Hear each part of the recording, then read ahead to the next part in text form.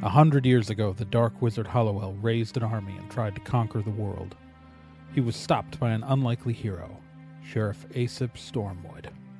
As Hollowell died, he prophesied that he would be reborn twice more and rise again. Stormwood looked him in the eye and said if Hollowell did, his descendants would strike him down. Sheriff Aesop Stormwood went on to form Stormwood and Associates to make sure they'd be ready for Hollowell's returns, a private detective security and federally licensed magic users agency. 25 years ago, Hollowell returned for the first time, and a Stormwood made good on Aesop's promise. But the third coming of Hollowell may not be so far in the future. But the young Raz Stormwood just might know it's coming, and she plans to be ready.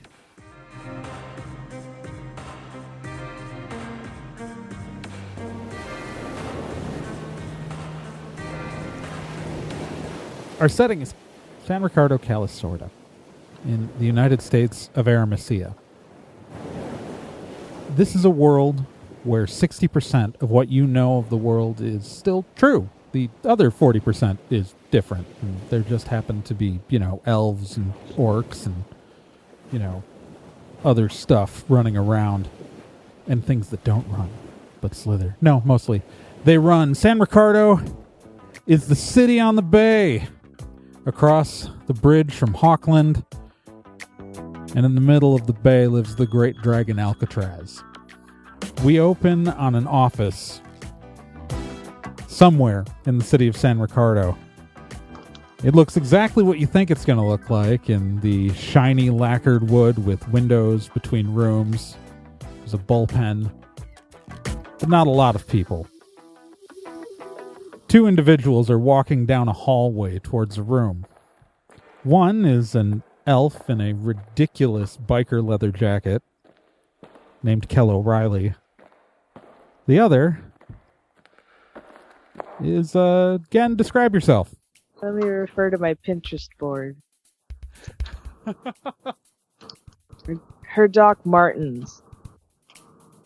Sound thumping on the floor as she walks. Hands in the pockets of her cargo pants. Trench coat flapping behind her as she walks. Her long magenta ponytail trailing. Stone look on her face. She walks with purpose. Okay, so I don't understand why we're even talking to this guy. Why are we talking?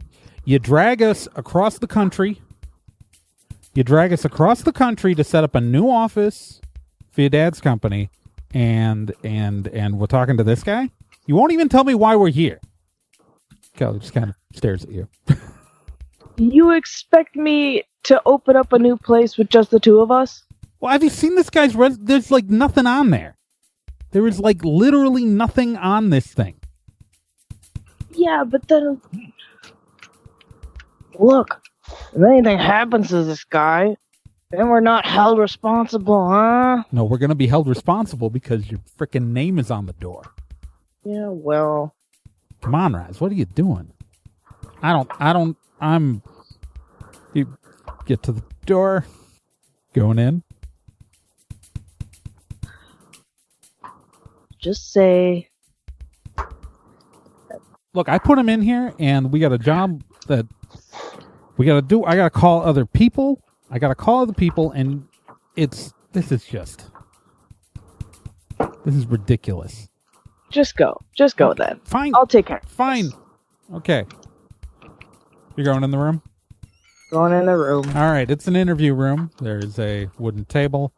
By the way, Nick, your character saw all this but has no idea what they said because half the walls are glass. Okay. So Raz enters the room and sees... Who does Raz see? In the room, awkwardly looking through the books that are left in the office, is a very awkward-looking young man, a bit of a stick figure, wearing an ill-fitting button-up shirt a decently fitting vest and a loose tie. He's also wearing Chuck Taylor shoes that clearly were bought more than a year ago. They're a bit ratty. His hair is disheveled, and he just looks scared. Hi there! Oh wow, did not expect you to come in this office. I don't know why, I was expecting someone. Hi. Are you Stormwood? Raz holds out her hand to shake. He shakes your hand. His palms are sweaty. Her grasp is firm. That is a handshake. Wow. Yeah, hello. I'm Stormwood. So tell me a little about yourself. Well, as you probably saw on the resume, my name is William Tiberius Carpathia. Although no one has actually called me William except for my mother, who I moved out of her house not that long ago. I was an only child, and my mom broke up with my dad a very long time ago. After my dad, I'm not entirely clear what happened. She said it was something related to her line of work, and I asked if it was a necromancer, and she said more of a throat romancer. I'm not even sure what that means. So instead, I've just kind of been around. I went into magic. I majored in it at my school, and I haven't really worked much in the field. I was hoping that maybe I could get a legitimate job through here, like something I could put on my resume. Oh, by the way, I'm sorry about my number of references. I know there's only 3. I tried to get 4, but my old manager at the burger place told me never to come back. I bring out a herbal cigarette from my jacket and light up as I lean back in the chair. Right then. I do have quite a bit of background in magic. Like I said, my mother was also a very, very talented mage. I'm not quite on her level. I ask you to continue. Sorry. I will ask you. You notice that standing outside the room, just staring through the window, daggers at you, Nick, is Kel.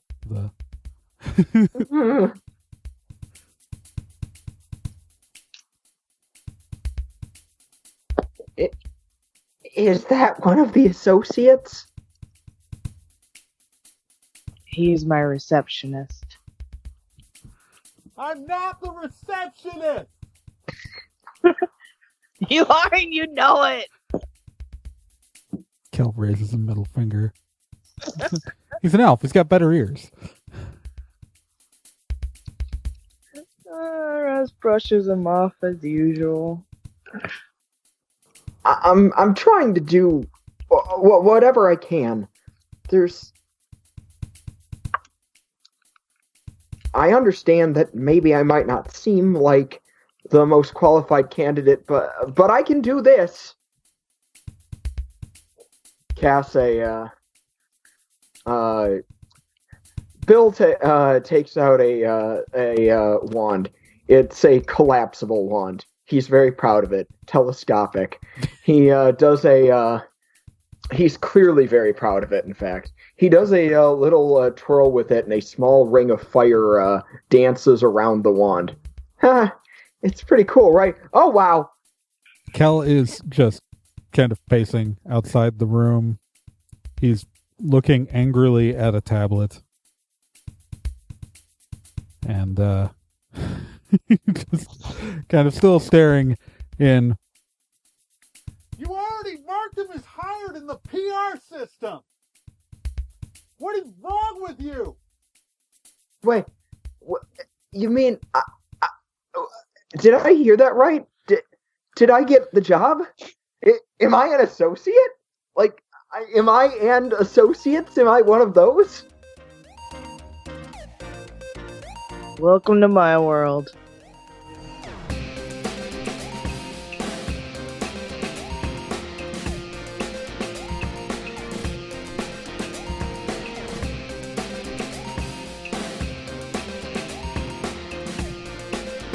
If there's a problem, they can solve it. If you need to find someone, they can do it. Stormwood and Associates is a detective, security, and federally licensed magic users agency. If you need help, they'll be there.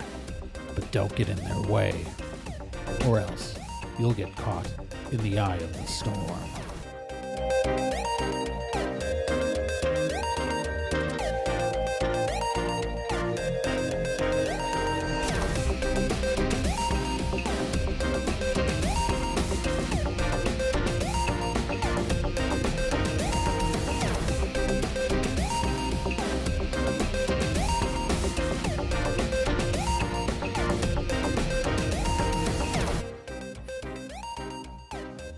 The scene opens on Stormwood and Associates' office in San Ricardo.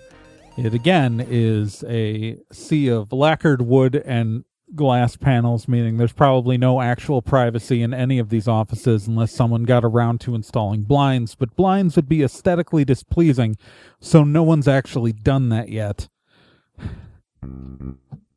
It also means you get nice camera angles through the entire place.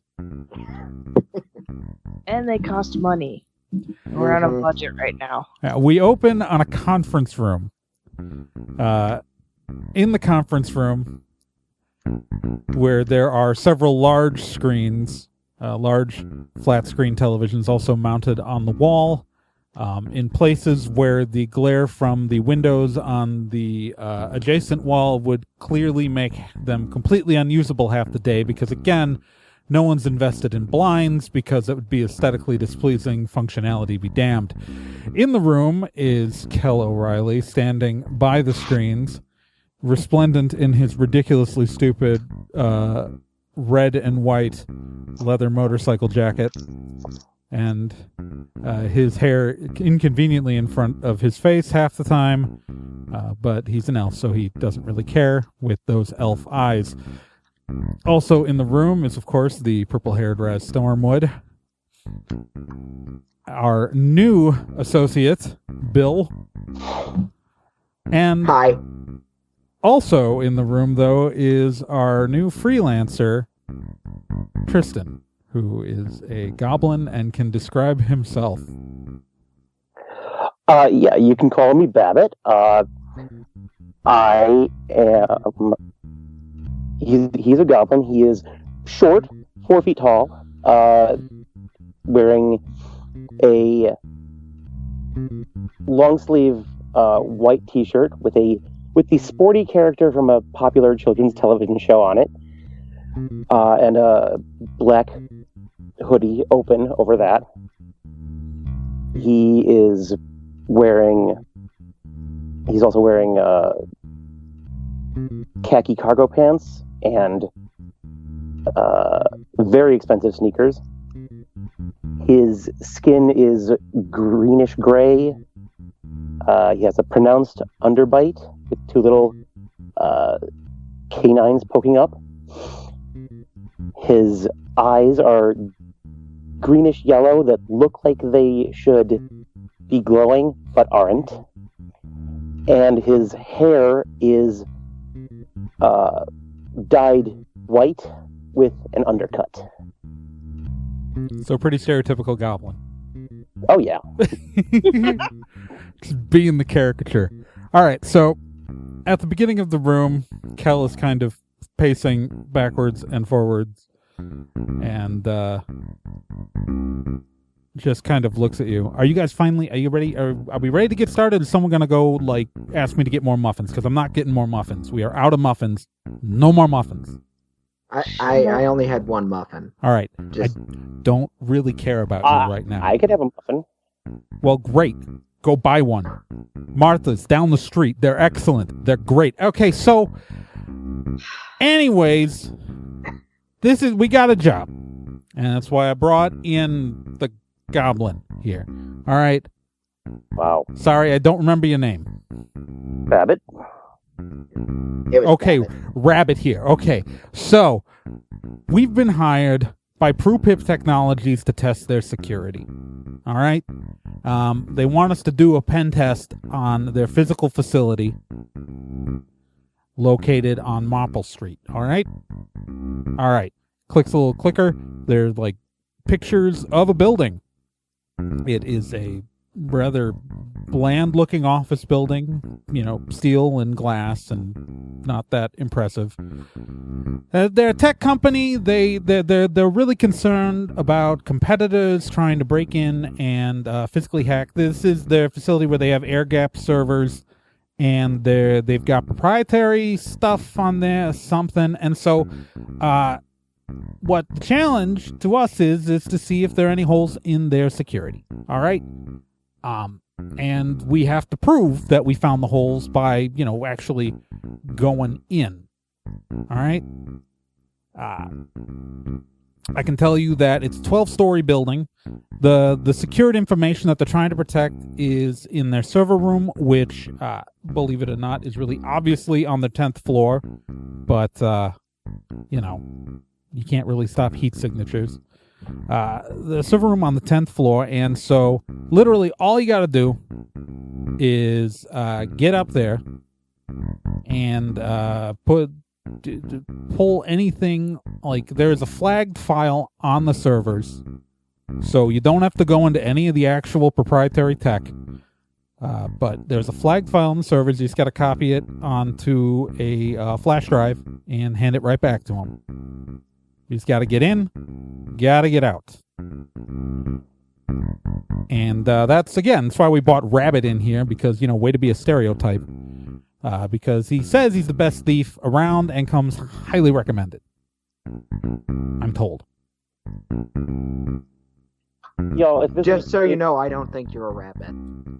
Well, thank you. That's very polite of you, I suppose. Whatever. All right, so physical facility. All right, so the first floor, there are multiple points of entry, but the only access to the upper floors is through the front of the building, where there is an emergency stairwell and there are elevators. But there are cameras on all of these positions. In the lobby, now obviously we're not going to go in during the day because that would be insane, although go ahead and try if you want. But then at that point, the building is full of people, right? And you're going to get noticed. Right.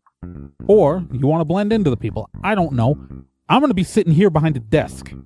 So do whatever you want. But at night, no matter what, it is always the lobby is always manned by a security guard, whether it be day or night, with eyes on the cameras.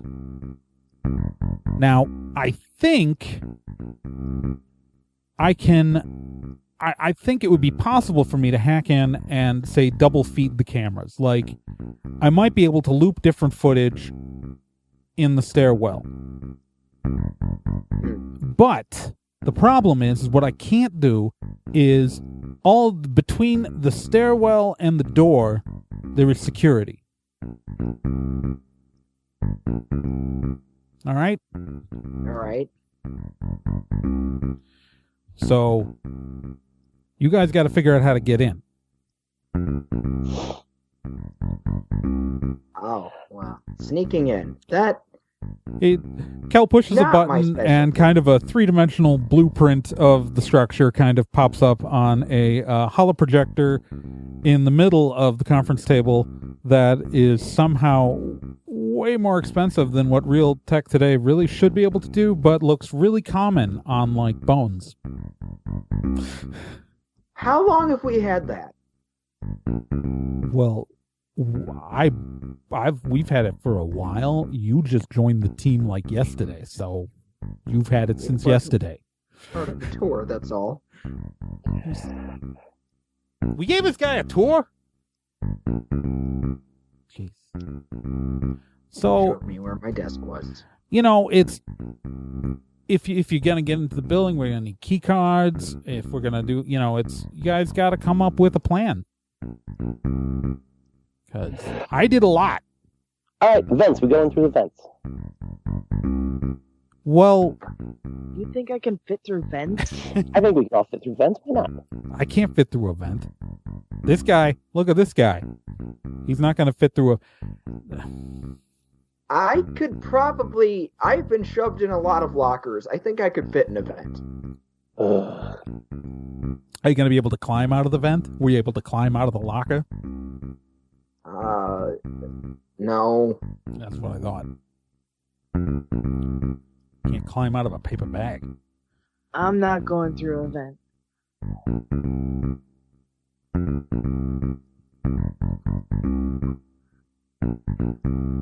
Then what are our other options? I mean, All right, so got a couple ways. No, if you can get past security, again, if you get on the stairwell. So based on what I've seen, the floor markers aren't actually painted with. There are cameras in the stairwells, and while they're going to capture any people walking in there, they don't actually show what floor they're on. So I think I can cross-feed the footage from other floors to the one you're currently on, as long as you communicate with me on one of these. He slides a set of earbuds across the table. You've already got one of these, Raz, but the other two do not. So I can tell you when you can go up and when you can go down. Ooh, But these you- are fancy. But you got to get to those stairs yourself. We could do the same thing on the elevators, but with elevators, there's a high risk of something going wrong. If security spots you on the elevator going in or going out, they can emergency stop them and keep you there. And while the cops would still let us go because we've been hired to do this, we don't get paid if we don't successfully do this. whatever we do, we need to successfully do this. I am completely in agreement now. And obviously, and this cannot go without saying, that we are not going to physically harm their employees. Right. Okay. Like, let's be clear, because and they do have some experimental tranquilizer guns, but again, if a security guard drops in public because they've been shot with a tranq gun, someone passing by is still going to probably call the cops. Because part of the whole point is that these security does not know that we're coming, and we aren't sure how many security guards are going to be in the building at any given time. We know that the desk is manned, but we don't know how many people are in the building at any given moment. Maybe that's the first step. Can we perhaps get a total list of how many employees they have? This is Prupip Technologies is a massive tech company. This is like literally like a secondary facility. So that's a no. Yeah, I could give you a manifest, but I can't tell you how many people are actually working at this facility. All right. Well, I mean, if you want my advice, I'd say go at night, but, when only security is going to be in the building and you don't have to worry about running into some office worker who's going to freak out. I'm in favor of going at night. Maybe there's something else I could do. Perhaps I could get a copy of the map and use an enchantment to find out how many people are on each floor as we're on it. Pretty sure I know how to do that. Do you? If you give me... That's way too useful. Oh, that's right. That's something my mom knew how to do. Yeah. That was me, the GM, not Kel. You might be apparently bragging a little bit in front of these people, trying to look impressive to your boss on your first job, but you... It is perfectly doable, At least that is what. Because Flourish can't do that.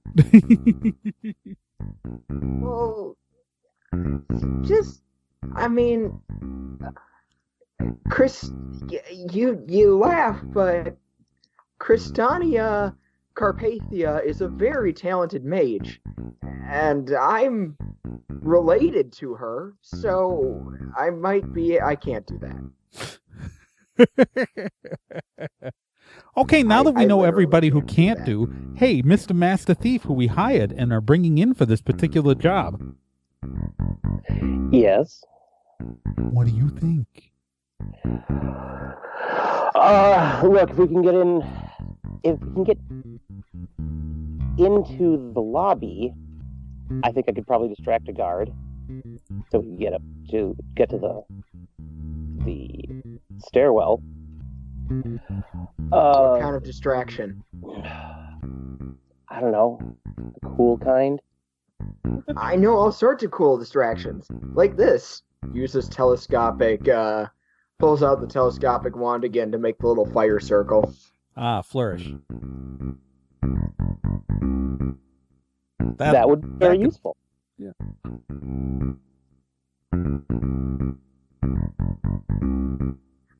See, I knew this would come in handy. Oh, jeez. No, that is hot. Okay. Manages to put out the fire circle. We distract the guard, grab a key card off his belt, get up the stairs. What else? Well, I mean, once you get up to the server level, I mean, if you've got the key card for the guard, that'll let you into the server level too. And To then, be perfectly honest, I feel like it might be better to do this during the day. At least we'll be able to be around. We'll be able to be seen without worrying so much. well, and it's maybe a little less distracting that's a good point. If it's a little less distracting if someone randomly walks into the lobby during the day than 3 a.m. Yeah, that's perfectly normal. It's true. For people to be walking around an office building. At night, no one's supposed to be there. But in the day, any crazy wannabe wizard could come. Oh, that's me, isn't it?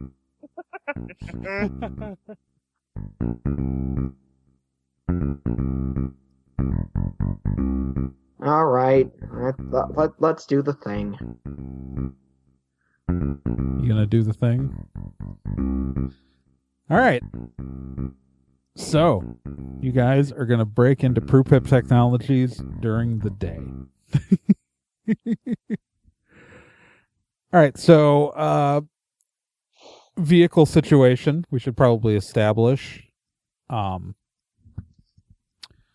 Kel is staying back at the office and working with you guys remotely, so he won't need to be transported over. Do we have...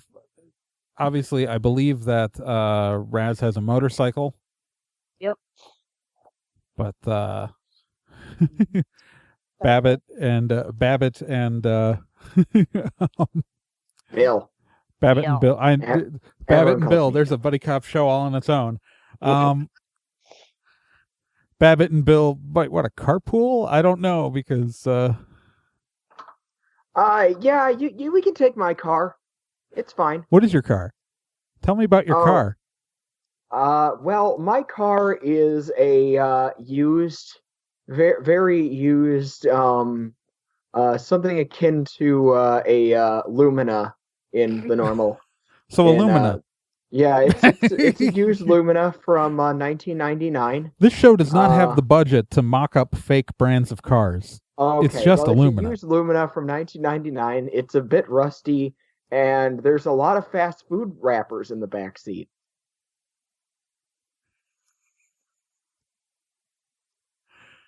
Okay. So, Bill and Babbitt and the Lumina. Raz, are you gonna carpool with them or take your bike? I'm gonna take my bike because I don't go anywhere without it. Yeah, Raz drives a Harley. As you drive through the... so you're going to head over now then to go do the job? Is I that... thought it a different bike. Oh, the Indian. Yeah, the The Indian. Indian, sorry. Raz rides an Indian. Yep. We were discussing this. Yeah, Kel has equipped you with basic tranquilizer guns, which we're using, obviously, because this is Super Awesome Action Heroes. They follow the exact same damage rules as real guns. It's just that if people get knocked down to 0, they don't die. Huzzah. I'd like to take 5 minutes to get changed into more businessy attire. I have just a nice shirt and tie. Okay, so in the back of a Chevy Lumina, as you drive in tandem behind Raz's Indian, Babbitt gets changed as they drive through the streets of Vancouver, doubling for San Ricardo. Because that's the kind of budget we have. Just to give you the visual aesthetic. The building itself is still in... It's not in San Ricardo itself. It's closer to the valley, to the Silicon Valley equivalent of this world, which is still called Silicon Valley, so I don't have to come up with anything else. It's Palo Gordo instead of Palo Alto. But see, it is still in a fairly built-up area. There's a parking garage next to a steel and glass structure, which is the most unremarkable building you've ever seen. This scene could have been shot in any major city, and you wouldn't be able to tell. And that's good, again, for the budget. It's about, right now, I would say it's about 1 in the afternoon.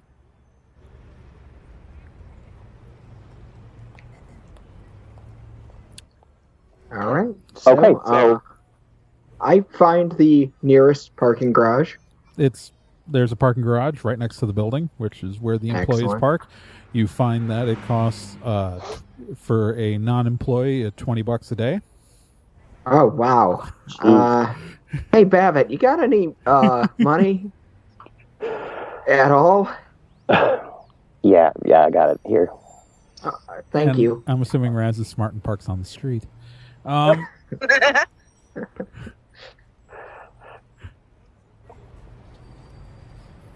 sure. All right. So, what's your plan? Are you guys going to approach the front door? I think we approached the front door. I should talk. I should try to talk with the security guard and try to get his or her or their e-card. All right. So, are you guys all going in together, or are you going in one by one? Perhaps I should go in ahead and do the whole distraction thing. I mean, it's kind of why I thought I was here. Yeah. Yeah. It'd be easier, I think, for you to pickpocket him while someone else is distracting him. You know, you guys, I can hear you all on comms right now, and you're very disorganized. You hear Kel piping over your ear. Thank you, Cal. You're so helpful. I'm very helpful. We're being flexible. Look, Bill, I just found out you're getting paid more than me, so shut up. What? Really? I mean, never mind. I gotta focus. So here's what we're gonna do. Whatever the first step is that you need to take to get that card, I'm gonna set up for it. So, here goes nothing, I guess. All right, so you're going to go into the lobby? Mm-hmm. All right, the lobby is very... As you walk through the glass doors, the whole front of the lobby is windows to the outside street. There is it's all dark marble floors, the high ceilings. there's a security desk in the center of the room where a single security person is sitting, just sort of reading a paper, minding his own business. There are a bunch of people walking in and out of the lobby. This is an active, it's a 12-story office building. It's, and you're just trying to get to one of those stories. The rest of this place is bustling. It's busy. Behind the security desk are the elevators, and past the elevators is a door marked stairs, which appears to be where the stairs are. So it's the lobby's a large room, and then behind the desk there is a hallway, and that's where the elevators and the stairs are. All right.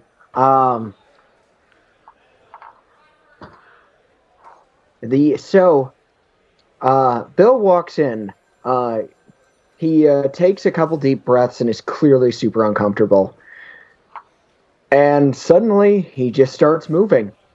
With each step, the stiffness of his steps becomes less and less noticeable, to the point that he almost looks like he might be confident in something. And as he gets to the middle, not too close to the security guards, but close enough to where he knows he'll get the attention, and where there's enough traffic that would be interested in what it is that he's doing, he finally stops, looks out, and unfolds the telescopic wand. All right, so while you're doing this, the security guard lowers his paper. He's a middle-aged white guy with white hair, and probably played by some character actor you've seen on 3 other shows, but can't remember who.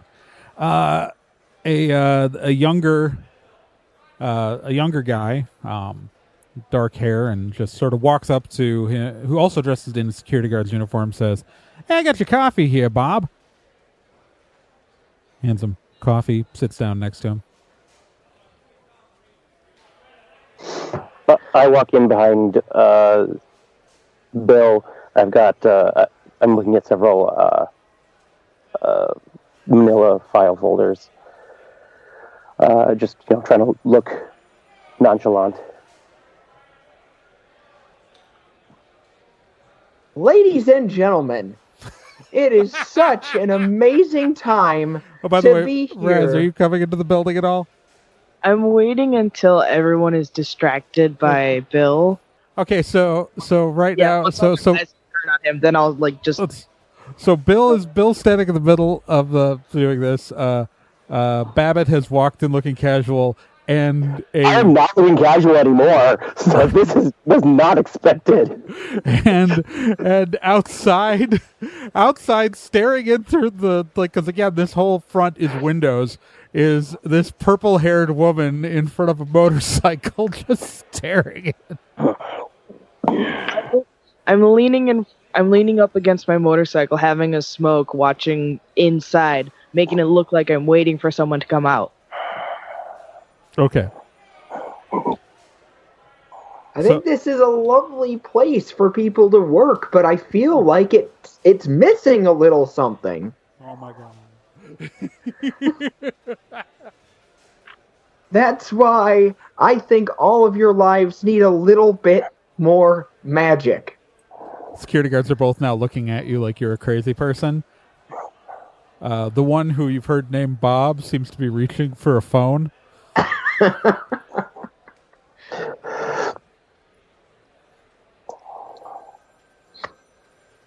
I guess I inch a bit closer to them.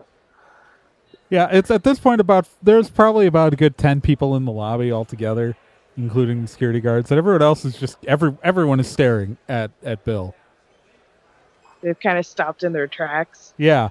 Bill is scared out of his mind, but this is exactly what he was going for. Believe the other security guard kind of paused halfway through handing Bob his coffee. For example, who would have thought that this little thing, I bet some of you thought it was a back scratcher. It's not. It's a wand. Look at this cool thing I can do. Does a little flourish. This time a circle of clouds form around Bill, almost like a halo. What is he doing? What is he doing? Kel is just kind of whispering over the comms. I don't know. I have never needed a humidifier because I can do this. He's fucking doing magic in the middle of the goddamn lobby.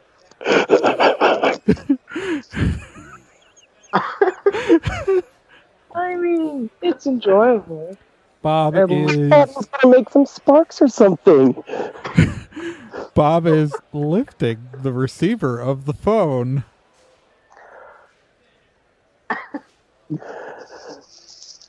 And the other security guard, whose name we don't know, is putting the coffee down on the desk and reaching his hand to his side.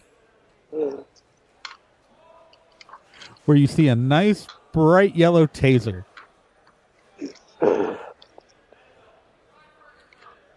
There is... I can't help but feel like that's not a very welcoming response.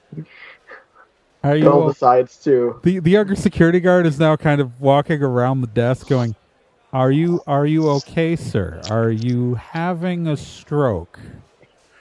Do you need us to call emergency services for you?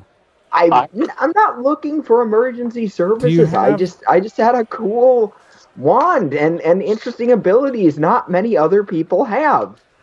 I would also like to go over to Bill with, concern on my face, to try to help.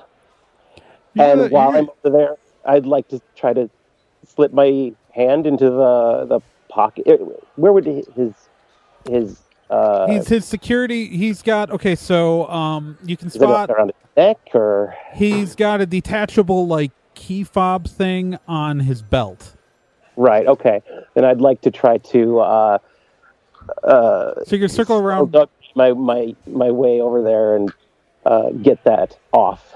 All right. So you're gonna pickpocket it. Yep, I'm gonna pickpocket it. All right. So that's give me 5 minutes. Move. So as long as that is a sweet move, I believe. Pickpocket. Is it? I think it's a sweet move.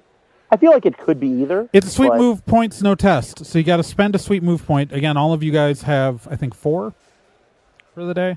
Yes. Mm-hmm. Yeah. So you'll have to spend one of your sweet move points, but there's no test for a pickpocket. Sure. Okay. That's specifically called out in the rules. All right. So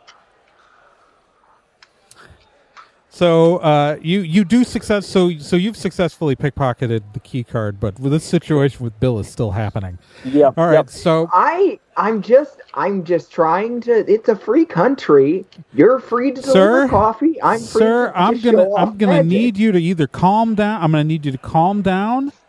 I'm gonna need you to leave the building. We have a company policy against magic being used within our structures. That seems kind of prejudiced. Sir, you're being hostile. He's got the taser out. Sir, you are being hostile. Wow. Okay. Let's folds up wand. Let's not use the. If I wanted to get tased, I could do it myself. See, I have the clouds, and I could do something very similar. I did do something very similar, and that is why I did not pass phys ed. I tried to gesture to Raz outside to maybe come on in. Yeah, I was going to say... So Bob is now out from behind the desk and also approaching Bill. So now both of the security guards are away from the desk and right on Bill. Right. So I have to... All right, let me roll something here. Okay, roll stuff. Okay. So you're getting tased, Bill.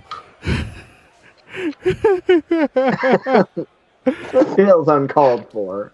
And the security guard rolled a 10 on his attack. So so what's your sweetness score again there? 3. 3? Okay, so the 3. attack definitely hits. Because your dodge is your sweetness plus your level, so you've only got a 4 dodge, and he rolled a 10 on his hit roll. So we're gonna find out how much that hurt you as I roll again here. All right, let's do some math. I didn't actually create the security guard stat, so I have to actually come up with I'm gonna pull up my default fodder character stats here, because you could totally take this guy in a fight, but he's gonna do some damage to you. So he's gonna have so he rolled a 5, and that's plus damage plus their effective combat skill. So that's gonna be, I'm gonna say that's a 1, so 6. So what's your fitness plus level? Fitness plus level is 4. So you take 2 damage. I'll be leaving now. Okay, so you two, I presume, have gone around this situation. Yeah, I imagine we're working our way back to the to the stairway. So it's not a long hallway.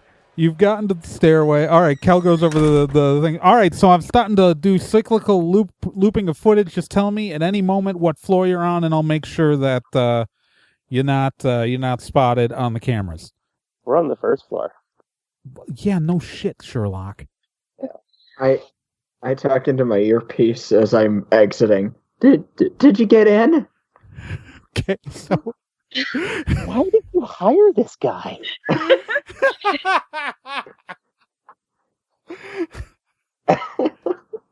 Okay. I needed a laugh. All right, so He said straight face. So Raz and Babbitt, you are in the stairs. You are in the stairs. You've made it past the lobby. Yes. I'm assuming you're going to go upstairs. Yes. That's the idea. All right. I'm just going to roll something to see what happens on the stairs. Great. You're fine. All right, so you make it to the 10th floor. Sweet. All right, so you're on the 10th floor. As you exit the stairs, there is a just a hallway in front of you, and again you see the elevators for this level. The hallway ends in a T. Just because that's going to be the part of the building over the lobby, and there appear to be some doors, but they're black. You hear over the comms, okay, so as I showed on the map at whatever, you're going to have to go around the outer part, the outer hallway, and it's going to be on the exact opposite side of where you are. And he kind of gives you a rough description. It's a really boring 2 lefts and a right. It's okay. Yep. Okay. All right. As you travel down this hallway, as I continue to okay, Kel knows how to do his job. You make it. You're in front of a black door that you have been told is the server room, and there's a little key swiper, but you've got the key card. Yep. We use the key card. I use the key card and then I immediately try to hide. Okay. Okay. What's the hide test? You got to roll a d10. Yeah, one d10, and that's the percent. That's the number out of 10 chance of being seen. All right, so you're gonna hide. So Raz is opening the door and you're hiding. Yep. All right. I got a 3. You got a 3? Yeah. All right. Okay. You open the door. When you open the door, you see what it is a room. It's a big room. There is a wall of servers across the back. There's thin gaps between a couple of different server banks. All blinking lights and shiny. There are also additional server banks to your left and to the right. In the center of the room is kind of an open space. But what you see there is there's a young woman sitting on the floor cross-legged with a laptop. And she's got headphones on. Shortish red hair, hoodie, jeans. She clearly does not look like she should be working here. And there is a cable going from her laptop into one of the servers. She looks at the door and sees Raz and totally sees Babbitt. It's a 3. She had to beat a 3. It was. Do I see any obvious way that she got in here? No. Also, both of you roll a d10. Even me? No, you don't have to roll a d10, Nick. Bill is not there. Roll a d. So, Raz, what'd you get? 2. All right. What did you get, Babbitt? I got an 8. Okay, so you just see the girl sitting on the floor, and she just kind of looks up at you and says, hi?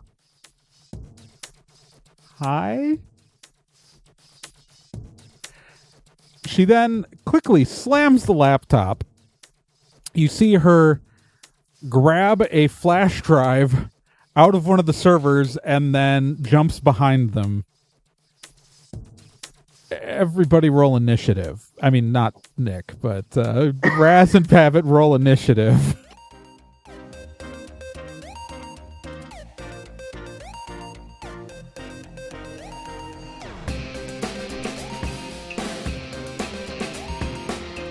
I'm Trey Dorn, and I was your game master this session.